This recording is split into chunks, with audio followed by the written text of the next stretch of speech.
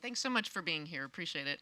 And I mean, the scale that we saw in that trailer was pretty significant. But again, I can reinforce. We often say, pictures or it didn't happen, right? Pictures or it didn't happen in terms of events.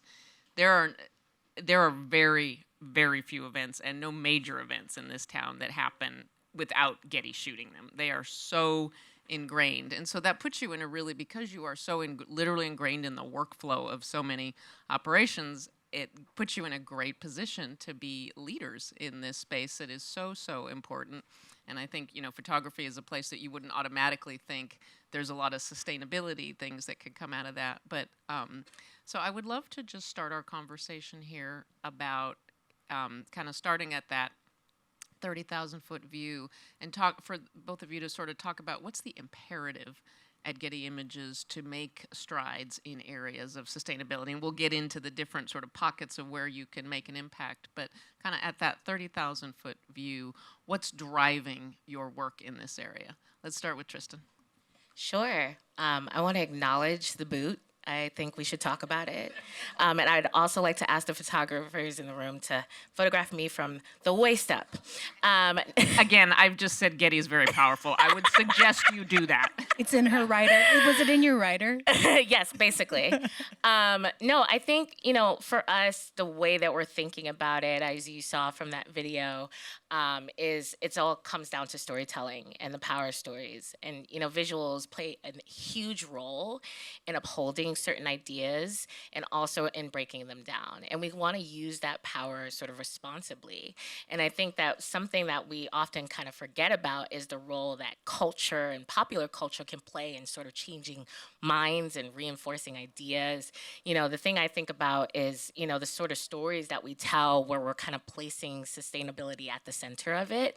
We're being really honest about the practices that people should be embracing. Like, I remember when it was a huge deal that Love Island had these water bottles for all of the cast, on the set. It was sort of reinforcing this idea of sort of moving away from single use. And like, that's a pretty big deal because it sort of starts to trickle into other aspects of culture. It becomes part and parcel of the language that we use around how do we consume water, as people. So I do think that, there's a big role for storytelling to play here that in ways that I think that brands are not really thinking about the industry even is not really thinking about. Good point. Kirsten? And Tristan, your role, it might be helpful to like break down a little bit about the way you think about things generally, because you're in the research world, right? A little bit. My role's expanded a little bit. Yeah, but yes, I think where I started was in research. And so a big part of our practice is not just saying, okay, well, people think that images randomly appear on our site. That's not really the case. It's a lot of thinking that goes into it, a lot of research. We work with so many of the biggest brands across different industries, biggest companies, production houses, studios, all around the world. And what we're doing is sort of leaning into understanding what they're engaging with, what they're using when it comes to visuals. And then we're also connecting that to what's happening in wider culture. So we're understanding where those kind of opportunities are. Is this connecting with where people are? Are we future casting? Are we painting? Are we building and showing? Lindsay Horvath, I think her name was Lindsay Horvath from this morning. She was the county supervisor, yeah, and she was talking about building the communities of the future. Are we actually depicting the communities of the future? Are we using that research to make those decisions around our content? And so you really live in the kind of what we call the creative world, where it's pre-shot content sometimes, and it's the content that's being used in advertisements and really shaping culture. And then my world is editorial, and so like Cynthia, I'm a reflection of culture. We're shooting content at every major event and that kind of thing. And so when I'm thinking about sustainability, the archive in and of itself, the largest privately held archive in the world, tapping into that is sustainable, right? Because we're able to tell new stories from different perspectives using older content. And so that in and of itself is sustainable. And then I also think about having production crews all over the world, which I oversee a team that is shooting on all sorts of places, and we're working as B units for documentaries. And I think a lot of people talk to us when at the end of a production, post-production, they're looking to fill in gaps or whatever. And what I think we would really like to tap into even more is the ability to use local crews and not send people to other places, and be leaned on in that capacity too. Yeah, and I think that's kind of an underappreciated element here is that you have not only just an enormous archive of still images, but a growing, I see at the end of every documentary, there's like 5 Getty credits because so many different pockets. At least 5. But at least 5, right? If it's a quality documentary, right? But it really, you do have quite an archive of material. And I think one interesting cutting edge thing, you knew AI was going to come up, right? One interesting cutting edge thing is that you have an archive of visual, kind of like visual template material that then can be built on by other artists in a way that is, just by definition sustainable. You're not sending more people out. You're not building sets. Can you talk about the importance of that push within? I understand that that's a real effort for you right now to talk to people in entertainment that are in the business of creating visual storytelling every day to say, hey, there's a lot more. Don't just think of me for kind of B-roll material, but like this could be the foundation that another artist paints a masterpiece on. Yeah, shoot, we didn't get that one shot in Ohio, that, GV in Ohio. Does Getty have anything? Thinking about us more in terms of even looking at the archive, there are so many stories that have already been told. Yes. But now if you take that same story and tell it from a different perspective, it becomes a whole new story. And so we are so excited about that. And then 1% of our archive is digitized.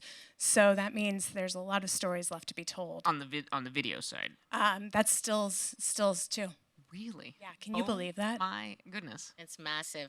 And I think that's what we're talking about is a preservation story. It's having sort of being able to determine what matters and have the good sense to know how to respond to that. Like even with the work that we've been doing with HBCUs, we've been helping them and supporting them with digitizing their archives. And that comes to as a corrective to all of these years.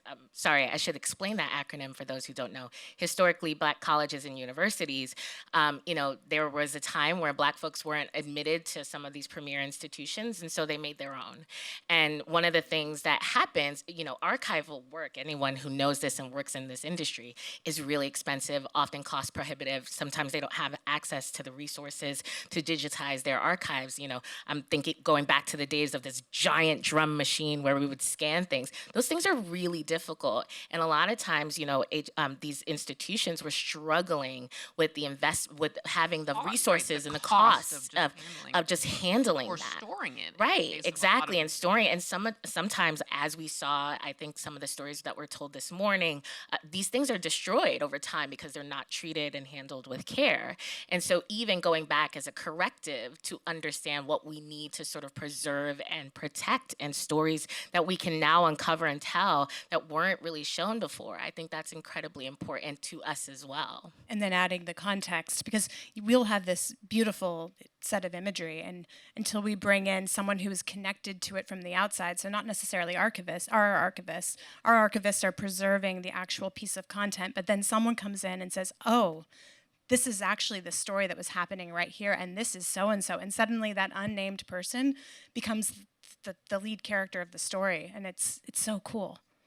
We've all learned so much about forgotten history and overlooked history I didn't even think about that. Can you give me an example though of somebody that took what used to be called sort of colloquially stock footage and built something on top of it? Can you think of an example off the top of your heads that is like a great example of how you can build on existing material to make something really, distinctive and allow an artist to express a vision? Do you have something that comes to mind? Yeah, I mean, we've worked with Coca-Cola. They've done some stuff with us where they've done a lot of amazing archival work. We've also worked with Google. They've used a lot of our stuff. So when they were promoting the Pixel phone, and they would use basically to show kind of these snapshots and show different snapshot images. And actually, they built it in part on stock footage. So they're able to utilize that to build on their own creative, and show their products and do all of that stuff. But then use recorder stock footage in between that. And it's really has to be high quality. Like people think about stock and they're like, oh yeah, well it's the person smiling, woman laughing with salad, and business people shaking hands, you know? And, you know, there is that. There's a use case for that. But we also have to really tell cool and interesting and beautifully rich stories in our stock creative content. And that's what we're trying to do too. And people are able to use that and feel consistent with their sort of brand identity. I think my favorite thing is when a brand comes to us and says, we have a centennial coming up. Can you go in deep? And like, you know, we have a whole team of researchers who go into the bowels of the archive and digitize things for the first time. And it's so cool to bring those stories to light for different people. I understand there's a heck of a installation in London that houses this just wealth of history. The Holton Archive in London is, there are no words. It's like Raiders of the Lost Ark when you go in there. It must be temperature controlled and, you know, need to whole access, nine. only access. The first ever licensed image I think we have, and the glass plates, and you go in and there's little bundles of glass plates that are wrapped carefully in brown paper, and they've never seen the light of day. They're tied with a little string. Yeah. And you the have to sign archivist- your life away. Like we have Julia Margaret Cameron's work, and we have Man Ray. It's really cool stuff that's existing in there. There's also the Bettman, which is it under guard by the FBI or something? Like it's kind of crazy. It's in Iron Mountain. It's in Iron Mountain. 2 miles deep. Yeah, Two it's women have wild. worked This there for needs like to be 20 like- some odd years. This needs to be a Nat Geo series or something like this. I'm sure. Can you imagine the workplace dynamics between 2 women working together for 20 some odd years? Like In the sometime when it's good, it's good. When it's bad, it's bad. That's amazing. Let me back sort of closer to home. As you're talking to people, whether it's brands, I mean, it sounds like you're, you know, very high level organizations are taking the promise of like, can you build something without having to just expend the amount of resources? I know folks here, this is a sophisticated room, but when you think about it, like, you know, and it's sort of a dawning awareness that we've all had over 20, 30 years, but a lot of times a studio will send, you know, this has changed, especially in the last 10 years, but a studio would send a crew, and that's a minimum 30, 40 people, and all the attendant, all the flights, send a crew to the middle of the Savannah Desert in somewhere to get a great shot in a movie that would maybe run for 90 seconds. Like, though, you know, the economics of Hollywood are changing that already, but I would imagine that you have receptive ears when you're saying, look, you can do more with less without compromising your visuals. Yeah, for sure. And our team, so I mentioned earlier that my job has recently changed. When Kirsten and I met many years ago, it was actually, she was the first person I did a speaking event with here in LA at Array. Do you remember that? Yeah. Anyway, I started in research, but now I oversee the creative team for the Americas. And one of the things that we've done is actually regionalize all of our departments so we could be more sort of hyper local.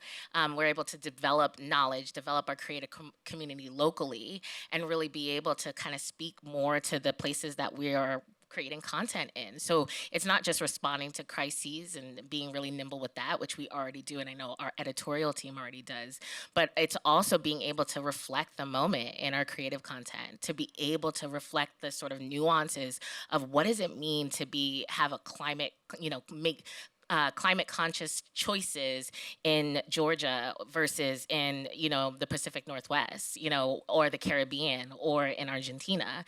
It's having that knowledge and also having an access to a hyper local community to actually create that content, which I think is so important. And it lends itself to the authenticity of the moment Right. too, to have locals working on it. And the reason that you're so valuable, same thing with the Associated Press. I mean, the reason you're so valuable to journalism and, especially news organizations, that's my orientation, is your scale, that you're everywhere. That, if I needed a picture of the new Pope, shout out to the new Pope, if I needed a picture of the new Pope, it'd be on Getty within, if not seconds, minutes. I was going to say, from camera to customer in less than 30 seconds. That's our... And so you guys having the scale to focus on more local, that's fewer gallons of jet fuel, fewer water bottles that are used. I mean, it really all adds up. Right, and then just the ability to be tapped into in a way that, again, historically it was kind of, you got what was on Getty after it was on Getty, and I think it was a kind of a one-way conversation. Like, what was up was what we had, whether that was from the archive or what Variety needed. And now it's more of a two-way conversation of what is it that you're looking, what kind of stories are you doing? What is the tone you're looking for? Okay, we'll create it in a bespoke manner for you.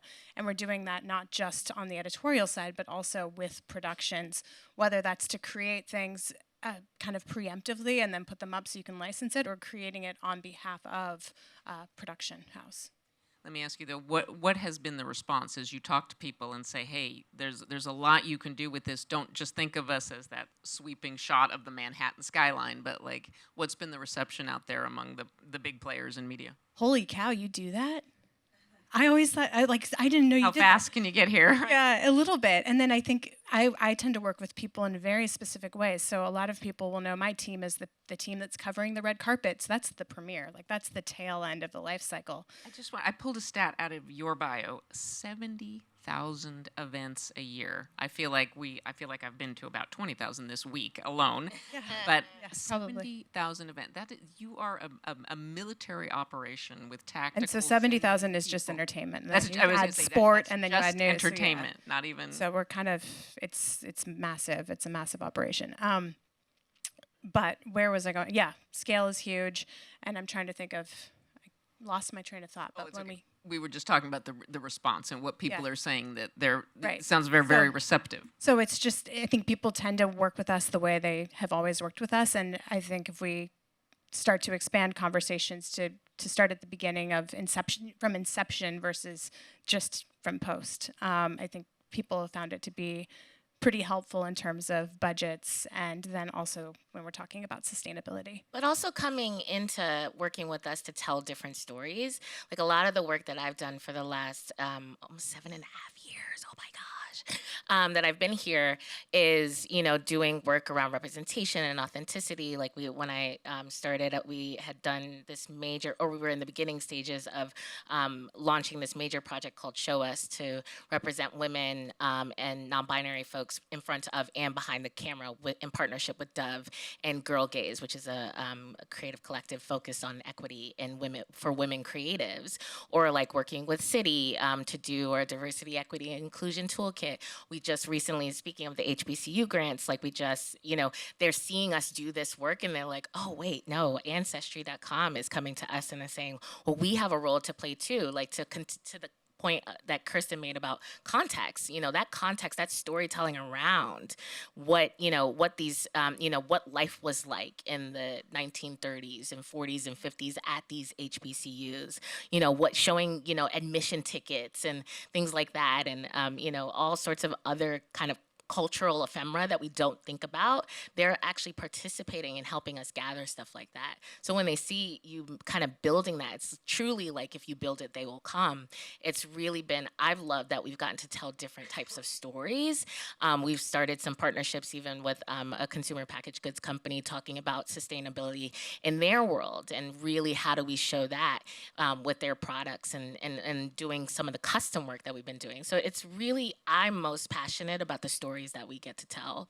Well, and then with technology adapting and changing so quickly, now archival content is more easily adapted and becoming more, you're able to bring it to life in a way that you couldn't even a couple of years ago. And so now there's all these stories that are going to be so much more palatable. And that's not sending a crew out, it's not shooting a whole new period piece. It's taking content that already exists and then adapting it for today. We've seen so much creative use in documentaries of animation, or animation to bring still photos to life in a way that can spare us the ridiculousness of reenactments. Like, I think it's time to ban them. They never work. Free us, please. But we really, of course I can't bring one to mind right now, but I do. 16 and Pregnant, right? Didn't they reenact all that? I mean, never mind. That's my MTV. But there have been some really interesting, and some documentaries where there just isn't that much visual footage. There was a good one about a car a woman who developed a car, a story that you couldn't even believe. And there were only a few photos of her, but they did incredible work. It was a HBO Max documentary, and they did incredible work with the still photos and what they had to work with that got you through those moments and just really helped tell the story, which is Exactly. But I just love what you're saying about organically putting sustainability at the center of your thoughts, your workflow, the images that you create. It's so hugely important. And I did a panel actually a couple of weeks ago with storytellers on the issue of sustainability, and probably it's the legacy of the strangely divisive nature of talking about climate change and sustainability, that there is a sense in entertainment that it is something you have to sneak in because it's seen as broccoli, as like, well, we don't want to turn off the audience. I realize it's a little different, when you're writing a TV show versus creating an image. But have you come across any efforts? Well, we want to do that, but let's sort of sneak it in so that it doesn't, because people have said that when something is about climate change, or if it's about sustainability, you can't just create a procedural drama about a biochemist searching plastics because it becomes the climate change drama. It has to be like the woman who has the tortured pet. You just can't put sustainability front and center in an entertainment prospect. I'm not saying that's true, but there's a perception of that. I firmly, strongly, loudly disagree. You've just opened up a world for me because I'm a pop culture girly, as you can tell. And so I think that first of all, when I think about, sustainability or even climate change and how we tell stories, the interesting thing is how much dystopic storytelling is out there, right? So we're talking about the end of the world, The Last of Us and whatever else is going on there. Okay. Anyway, so, and also like The Walking Dead and all of, and then we talk about films, Don't Look Up. We're always in catastrophe land. And that is a sustainability story, by the way. That's what happens when it all goes wrong. But where are we telling stories that are really positive, that are actually maybe not utopic, but protopic? Why aren't we telling stories that, build and imagine, those new futures and communities of the futures, these, Gabriella Rowe, I think, was talking this morning about, and Patrice Cullors were talking about traditional ecological knowledge. There's so many cool stories that you can tell in scripted, in the film world, about sustainability in a positive way, building new forms of community. My favorite parts of these kind of apocalypse stories is when they get to the human interest kind of part of it, and they're really building communities.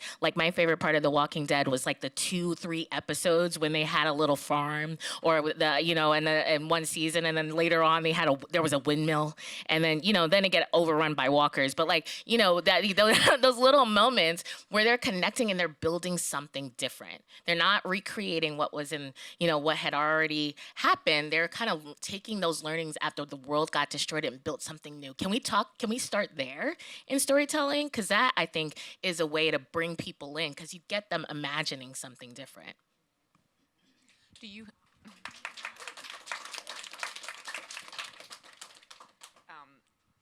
Obviously, this region, has suffered just unimaginable, unspeakable loss. I'm sure folks in this room have been affected. Folks on the Variety staff have been affected. I mean, it's just been obviously an incredibly difficult time for the region, but also it is, I think, to anybody that's paying attention, it's just front and center. It is not something we have to deal with in the future.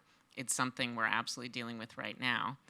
And we have a guest in the audience, a surprise guest in the audience who is Nicola Dill, where sadly Are you, in Nicola? the thick Oh, there of she is, this, right over there. but trying to really find the optimism out of the literal ashes of what people have endured in the Palisades and Altadena, a place I spent a lot of time. I cannot express how hard it is to go back to see a place that you knew intimately and not even be able to tell because all the landmarks are gone. You don't even know what street you're on. That is as surreal, and that feels dystopian, and that feels like 2025. And so Nicola Dill is somebody that you've been working with. Can you tell us about her? And Nicola, are you here? Can you stand She's up? right over here.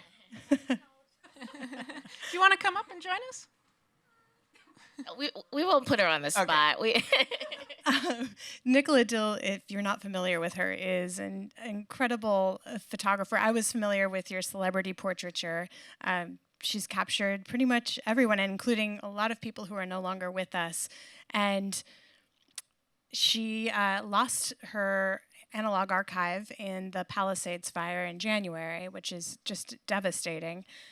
And we recently, as recent as like I think 2 weeks ago, right, discovered that we have a portion of it in the Bettman archive in Pennsylvania, which is beautiful. But I think for me, the irony of this story is that Nicola has, for the last several years, been documenting the impact of Southern California fires and on what it means for the community. So to have dedicated her life's work now into capturing these moments, the Woolsey fire and all of that, and then to suffer personally from the Malibu fire, Palisades fire is just it's a remarkable story. And then for us to be able to help bring some of that back. Of course, it can't all be brought back, but hopefully we can get some of it to you. Yeah, and I just think there's a lesson to be learned here, not for Nicola's sake, but for the industry. I think a lot of times we're kind of reactive to the moment du jour, the sort of cultural taste du jour, and that thing is churning very quickly now, which people are having to respond to. But we're not taking a minute to think about what we want to invest in now, what we want to preserve now, and really being conscious about bringing other stories to the center. A lot of times, photographers, work their whole lives, and sometimes they don't even get that shine, those accolades. They don't get that notoriety. Definitely not even while they're living. And so you kind of wait until they get super, super popular, often posthumously, and then we go back and we want to go and tap into their archive. We're not investing in young photographers for whom, by the way, a lot of young photographers are wanting to get back into sort of, prints and film photography, and it is cost prohibitive to digitally to scan those things, even if, and there's so few of us, so few archivists who are working in this space, that you have to only work with a handful, and you have to have those relationships, you have to do all of that stuff, and it's just like we just need to make it easier as an industry for that to happen, so stuff like this does not continue to happen to a lot of our photographers and our makers, because they really are such important, valuable parts of our culture. Just as a consumer, storage formats are always changing. I have CDs. I have a 24-year-old son who's about to graduate from college. Shout out to him, yay! I have been telling everybody that I encounter, by the way, my son's about to graduate from college, so I'm being consistent. But I have things of his on video. I have things of his on photo CDs. I thought, oh, great, I put them all on sticks, his baby pictures, the literal irreplaceable thing. So I have them in a couple of formats. But do you see any, that has really been for visual media. It's been the story, celluloid literally decays and occasionally occasionally ignites. It's been a story of kind of shifting formats. I think this is probably an impossible question to ask, but will there ever be sort of do you think, are the AI bots working on that universal format that will endure the apocalypse? I hope. Instead of, pumping toxic pollutants into communities, I wish, the AI bots was working on different types of things and more important things, but that's not the case. I do think that, I am hopeful. I think we're having lots of conversations about the archive as a result of the fires. I do think that is super powerful because so many people, like, to me, that's Nicola's story is just so sad, but also a lot of the GoFundMes that I was seeing about Altadena, which is also a historically predominantly Black area, shout out to Octavia Butler and all the many names that have lived there. And proud graduate yes. of Elliott Junior High School. Yes. Top of Lake Avenue. Exactly. And so, the stories that were so sad to me, though, were also the families that lost all of their photo albums and everything. It's just gone. Such a bohemian artistic community. Just yes. Its core. Gone. Lost. And so we're having more conversations about the living archive and like what it means to kind of keep a consistent practice of that type of documentation. And where the holes are. Yeah. Archive early and often. I think Correct. that seems to be What else? What, as we get to our last couple of minutes here, what would you say in terms of things that you're looking at forward momentum in this area? Are there, I know obviously digital, let me ask you, are there, there's always unintended consequences. Are there things, are there areas in whether it's digital storage or the amount of electricity or anything that any area of your workflows where you see is ripe for some innovation that could make it even more sustainable? One thing that's very operational specific is back in the day, if you ever were, I'm sure you've seen our Getty war rooms at major events like the Oscars or Met Gala or whatever. We'd have Don't get in the way of their runners. They will mow you down. touche. And I hope they didn't No, run in you a down. good way. They're running for us. But now, we're able to remote edit and keep people at home. So our Olympics team was all over the world and in real time, editing remotely. So we're cutting down our carbon footprint in that capacity. The other thing that's on my mind all the time, and something that's probably close to home for you, is this idea of visuals continue to drive culture and are so important. And we have such a divided country right now. And for us to be that unbiased source of news, like if it happened, there's a picture, there's a video of it. And now there's pictures and videos of a lot of things that didn't happen. So for us, it's about making sure that we're consistently trusted and we're,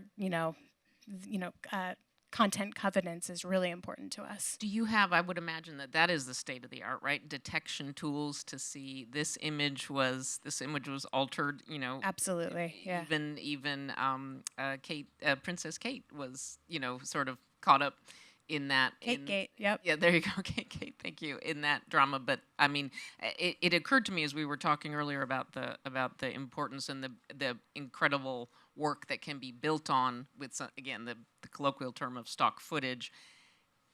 On the other side of that, if you're working with a shot of Mount Kilimanjaro and it's been worked on so many times, at what point do you know? At what point do you know that this was the underlying image and this is the real Mount Kilimanjaro versus, it's been adapted 30 other times?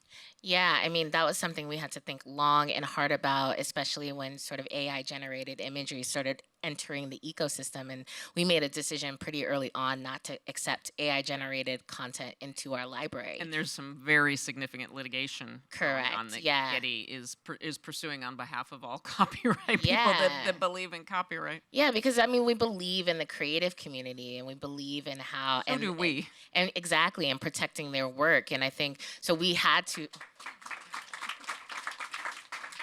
I have found PDFs of my books online. Now, not that these books were in danger of being bestsellers or anything, but it is very just flat out seeing PDFs of books that I, worked on for years and to just be downloaded. It's very frustrating. In what world does it make sense for something to be able to scrape your life's work and then create a commercial entity that's trying to put you out of business? Selling and making money off of. That Yeah, that's doesn't make crazy. sense. That's dystopian. Yeah, so we had to create a lot. We had to create tools like on the fly, and they've gotten a lot more sophisticated over time, so that we are trying to detect what it has been modified, to what extent. Sometimes, with if you're a photographer, you're working in Photoshop. Sometimes these things are embedded within their tools, and you don't even know. And so we even have to detect that and to see to what extent an image had been altered. Are we altering the truth of the story there, or are we just kind of wiping out some little dot there or an imperfection? Right. We have to make those determinations. And it's forensic. It really is. It truly the is. team that's doing it, they're so impressive.